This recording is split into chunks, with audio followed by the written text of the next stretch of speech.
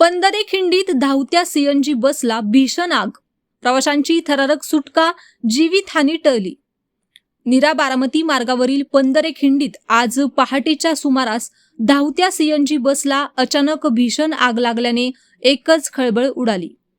सकाळी 6:30 वाजण्याच्या सुमारास घडलेल्या या घटनेत बस पूर्णपणे जळून खाक झाली असून सुदैवाने चालक, वाहक आणि सर्व प्रवाशांची सुखरूप सुटका करण्यात यश आले.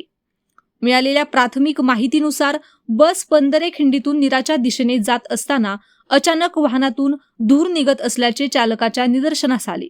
परिस्थितीचे गांभीर्य ओळखून चालकाने प्रसंगावधान राखत बस तात्काळ रस्त्याच्या कडेला थांबवली. त्यानंतर चालक आणि वाहक यांनी प्रवाशांना तात्काळ खाली उतरवण्यास सुरुवात केली. काही क्षणातच धुराचे रूपांतर आगीत झाले आणि आगीने रौद्र रूप धारण केले. बघता बघता संपूर्ण बस आगीच्या विळख्यात सापडली.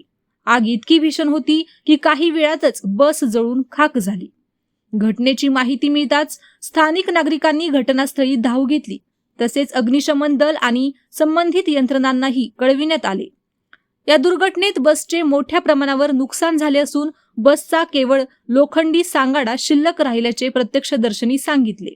मात्र सर्व प्रवाशांना वेळेत बाहेर काढण्यात आल्याने मोठा अनर्थ टळला. संभाव्य जीवितहानी टळल्याने प्रवाशांनी सुटकेचा निश्वास सोडला. दरम्यान बसला आग लागल्याचे नेमके कारण अद्याप स्पष्ट झालेले नाही.